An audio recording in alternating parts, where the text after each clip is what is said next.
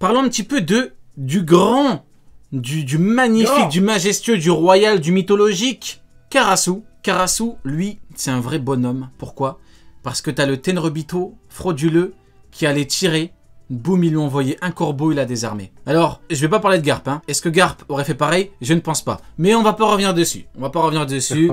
Parce que il y a Uken qui est là en mode, il veut le défendre, là, je sais pas pourquoi. Il doit avoir des photos compromettantes. Je sais pas ce qu'il a surtout Uken Garp, mais c'est bizarre. Bon, en tout cas, Karasu, bon, blague à part, Karasu, incroyable. Il a empêché un Tenryubito de frapper. Comme j'ai dit tout à l'heure, c'est le pire des crimes, hein. Frapper un Tenryubito, l'empêcher d'avoir ce qu'il veut, c'est un crime impardonnable.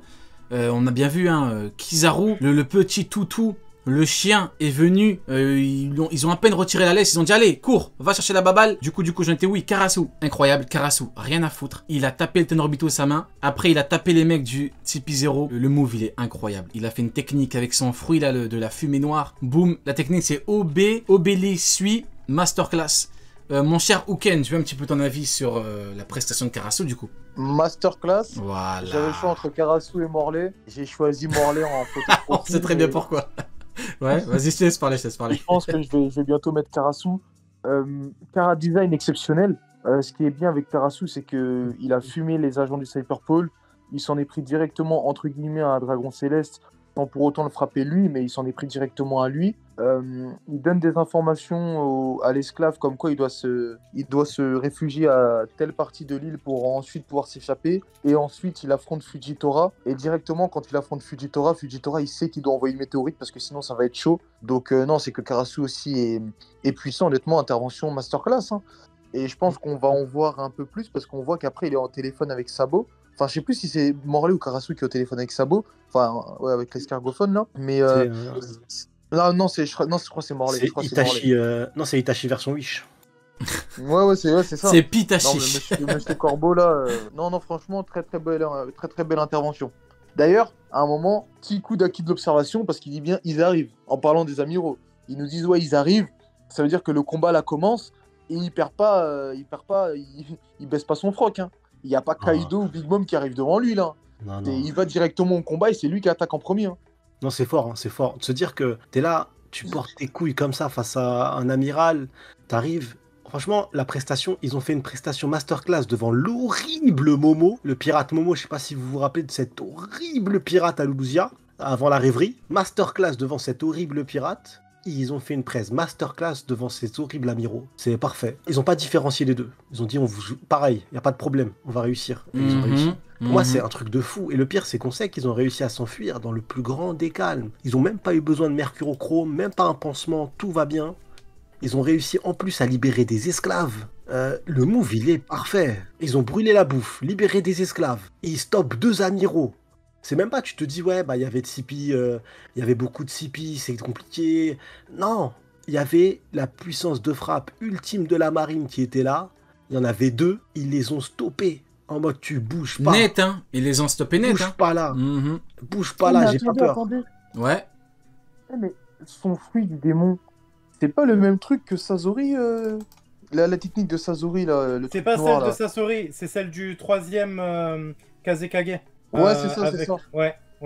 Neil, il a toutes les refs. Incroyable, Neil. Ouais, c'est ça, exactement. Lourd de ouf, hein. Eh ben. Mon cher Neil, maintenant, je veux ton avis un petit peu sur notre cher Karasu. Qu'as-tu pensé de la prestation? Le fait qu'il attaque, qu'il n'hésite pas à attaquer un Tenryubito. Le fait qu'il détruit les agents. Et le fait, bah, du coup, qu'il se retrouve, parlons-en, contre l'horrible Fujitora, le niveau Yonclown. Ouais, moi, ce qui m'a fait le plus plaisir, je te dis la vérité, c'est Lindbergh et lui, en libérant les esclaves. Frère, il y avait... Pluming, là, le tonton de Doflamingo, celui qu'on voit avec un verre de vin sur le flashback de l'île des hommes. Le cochon. Le cochon. Le gros cochon. Ça a fracassé un par un. Mais tu sais, c'était quand Luffy a mis le coup de poing à Saint Carlos, tout le monde a dit en mode ouais, c'est un truc incroyable et tout. Là, ils osent pas à tous les fracasser, ils s'en foutent des conséquences et je trouvais ça incroyable. Après, c'est normal, vous allez me dire c'est des révos, mais moi je trouvais ça incroyable de le voir en fait. Et le fait de libérer les esclaves et tout, c'est annonciateur de ce qui va se passer quand Nika sera réellement libérée. J'aime bien. Donc en vrai, Voilà, Karasu et Lindbergh m'ont fait plaisir de fou. C'est vrai que c'est de la folie, hein, parce que Lindbergh, il arrive à... Ouais, c'est tu te dis, bah, c'est le discours qu'on avait juste avant, en parallèle avec Garp. Eux, c'est pas les êtres les plus forts du monde. Encore lui. Non, mais c'est vrai. Non, mais vas-y, c'est pour faire un parallèle rapide. Vas-y. Non, mais c'est pas... Et c'est au-delà de Garp, en vrai, par rapport à tous les autres. Eux, clairement... À part si on me dit si, c'est le top 10 du monde. C'est pas les êtres les plus puissants du monde. Oula, et pourtant, on en est loin. C'est eux par leur propre volonté et leur ambition. Ils sont quand même à Marijois, en pleine rêverie. Ouais. Il y a 2 amiraux et ils risquent leur vie pour leurs convictions, tu vois. Et franchement, là, l'armée révolutionnaire, la première fois qu'on les a vus avec leur move à Lulusia, j'étais en mode ouais, c'est cool, mais bon, voilà. Mais là, ce qu'ils font, je me posais la question, mais qu'est-ce qu'ils vont faire ? Le passage où t'as Sabo qui dit ouais, soit on réussit, soit on crève. Je me dis mais frérot, c'est mission suicide. Qu'est-ce que tu fais là ? Tu vois, j'arrive pas à capter. Je réponds juste à Wu-Tang. Le tonton de Doflamingo, c'est celui qui sauve Shirahoshi. Non, ça c'est son cousin. C'est du coup comment il s'appelle, Miosgard. Et là, Pluming, en fait, c'est le père de Miosgard. C'est celui qu'on voit dans le flashback de la mère de Shirahoshi. Les hommes poissons. Je sais plus son nom. Ouais, voilà. C'est ça. Il a été changé par la reine. C'est ça, et son père, en fait, c'est Pluming et on le voit avec un gros verre de vin. C'est pour ça que là, il est réapparu dans le chapitre et donc... tout à fait. Par contre, les gars, dans ce chapitre, bah justement, on en a parlé, mais je trouve qu'on n'a pas assez appuyé dessus. Ils ont quand même libéré aussi beaucoup d'esclaves. Ça veut dire qu'ils sont venus à très, très peu. Oui. Ils ont pissé un peu partout sur Marijoise. Oui, il y a du pipi partout, tout à fait, exactement. Ça. Sans être les plus forts. Ils ont détruit les réserves de nourriture. Et après, on disait, oui, ils ont sauvé Kuma qui est un handicapé. Et on me disait, oui, mais c'est parce qu'ils ont des fruits qui leur permettent. Sauf que les gars, faut bien comprendre que là, ils sont face aux 2 amiraux. Et que c'est Sabo qui dit à Morley, qui est face à un amiral, d'aller sauver Kuma. Et qu'en même temps, ils sont en train de sauver plein d'esclaves. Mais c'est quand même un truc de ouf en sachant qu'il y a 2 amiraux sur place. Justement. T'as pas besoin d'être... c'est pas les plus... Et à part, je sais pas, on en a jamais discuté, donc je vais pas parler en ton nom. Tu les places pas comme étant les êtres les plus forts du monde, ces mecs-là. Bah les si, quand même. Ils ont attaqué. Si ? Oui, quand même. Bah, quand même. Un peu, quand même. C'est une blague ou tu rigoles ou... Tu te bah oui que je rigole. Merde. J'ai cru. C'est trop un bon acteur cet enfoiré aussi, j'ai cru. Mais en plus, c'est quoi, comme juste avant t'avais défendu Garp, juste avant, ça donnait du coup. Ah ouais, voilà. Exactement. Ça donnait de la... Ouais, exactement. Tu vois, ils ont pas besoin de ça, ils ont pas besoin d'être 100 000. Ils sont en petite équipe et le move qu'ils font, il est juste incroyable. Et c'est comme le... Comment il s'appelle ? Il y a tout un... Oh merde, la honte sur moi, j'ai oublié son nom, incroyable. Sur l'île des hommes poissons. L'homme qui a escaladé Red Light, enfin l'homme poisson qui a escaladé... Fisher Tiger. Honte sur ta vache. Fisher Tiger. Ta vache. C'est dans Mulan, mais c'est pas grave. Frère, t'as combien de vies pour regarder autant de trucs ? Je te jure, il y a des rêves. Ta vache. Ce bâtard, il est né au chômage. Il a tout trop regardé. C'est ta vache. Fisher Tiger, solo, il a libéré un esclave incroyable. Il a porté ses... Voilà, face à ce... Il a porté sa vache. Il a porté sa vache. Il a porté les mamelles de sa vache. Il a bu. Non, vas-y, j'arrête, vas-y. Ouais. On dirait, il fume ou quoi le frérot ? Il a ses poumons, ils sont en PLS. Ah, je suis mort. Il y a un gars, il avait dit, ouais, quand Fisher Tiger il est venu, où étaient les chevaliers divins ? A-t-il tort, Ken ? A-t-il tort ? Où était-il ? Non, il a pas tort. Après, il y a un gars, il m'a fait rire, il a répondu quoi ? Il a répondu, après, si tu crois que les chevaliers divins, ça va être 9 Fisher Tiger, frérot. Mais Fisher Tiger, il a réussi à faire ça et il en est pas mort. Il est reparti. En fait, entre Fisher Tiger, là, le move de l'armée révolutionnaire, ça prouve que si vraiment tes convictions, c'est les bonnes, t'as pas besoin de devenir un soldat de la marine pour faire changer les choses. Ouais. Clairement pas. Mais le pire, c'est que Fisher Tiger, il est monté tout seul. Là, t'as du monde, entre guillemets. Ils sont très peu au final. Hein, mais ils ont une stratégie. Ils sont plusieurs. Fisher Tiger, il est arrivé couteau voilà. normal. Et le pire dans l'histoire, c'est que eux, il y a des amiraux. Et moi, ce qui me fascine, c'est qu'en fait, ils sont pas là en mode... ils reconnaissent la puissance des amiraux. Comme tu l'as dit, Uken, c'est incroyable. Ils ont libéré plein d'esclaves, c'est une dinguerie. Et donc, ça veut dire que là, t'as Karasu et Morley qui combattent vraiment les amiraux. Et du coup, t'as Sabo qui a le temps de faire, entre guillemets, ce qu'il veut. T'as Lindbergh, ce qu'il veut. Et moi, ce qui me fascine, c'est l'attitude. Parce que tu vois, l'attitude, tu peux être arrogant, tu peux avoir une attitude comme ça. Mais là, ils sont pas effrayés. Je veux dire, ils sont pas contre des... T'es contre Kaido, même Kaido, s'il doit protéger un terrain, il doit protéger ce que tu veux. Il doit protéger plein de bébés autour, Kaido. Si t'as Karasu devant lui, mais c'est pas la même chose. On va pas me dire que c'est la même chose. Et donc, du coup, là, ce qui est fascinant, c'est que du coup, t'as Karasu, il t'a fait un move de fou. Karasu l'a fait une pierre 3 coups. Il aide un esclave en frappant un Tenryubito. Il frappe des agents et après il enchaîne 2 secondes. Et après il enchaîne direct contre Fujitora. Et Fujitora, on voit le move. Fujitora, il est devant lui. Fujitora, il est tellement en galère, il est tellement en dèche, tellement il ne peut rien faire. Il fait quoi? Il dit, je me prépare à envoyer des météorites. Mais vous vous rendez compte du move? Le mec, il est obligé d'envoyer des météorites pour arrêter un corbeau. Et à côté, mais j'en ai même pas encore parlé, mais l'horrible Ryukyu, mais qu'est-ce que c'est que ça? Morley, vous voyez comment il lui chie dessus, mais ouvertement. Oh là là, mais qu'il est colérique ce garçon. Mais est-ce que vous imaginez Morley parler comme ça à Big Mom, parler comme ça à Kaido, Shanks? Mais c'est pas possible, mais tu peux pas. Et t'as l'homme plante, il est là, il galère. Oh là là, t'es en train de tout détruire. Mais moi je comprends pas au bout d'un moment. Mais fais un move, boum, une bonne technique, tu le mets KO, c'est fini. Mais non. Ils galèrent, ils ne peuvent rien faire. Tu me dis Fujitora météorite. À la limite, tu me dis ok. Et encore, hein, tu me dis que c'est seule technique de ouf, c'est des météorites, que Doflamingo, Dressrosa fumée, que l'eau pareil. Alors là, l'autre fois j'avais dit que Jack lui donnait le combat de sa vie.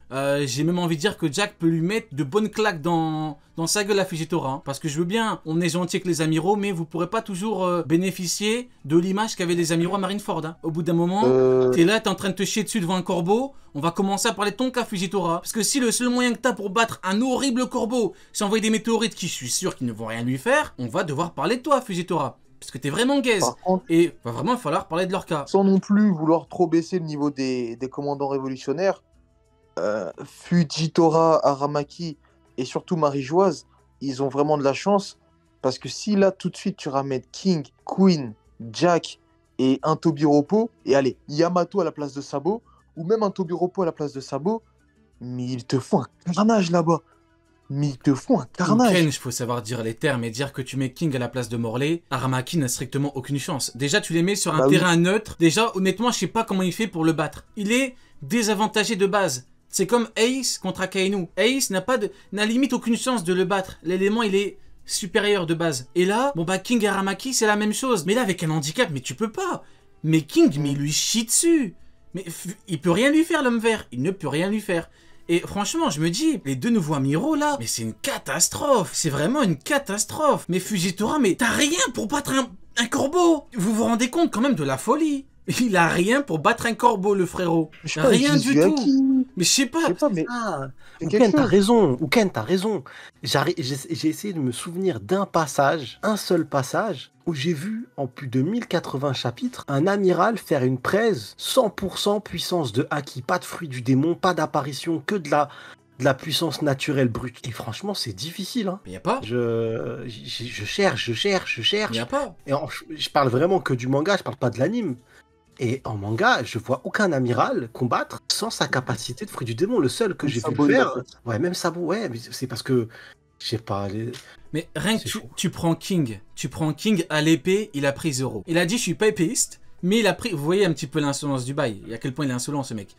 Il a dit, je suis pas épéiste, mais je te prends l'épée, j'aime bien jouer à l'épée. Il a pris 0 à l'épée. Il a dit comme Ouken. Mais contre Morley... Ça fait 2 semaines je fais du foot. Ouais, voilà, exactement. Voilà, exactement.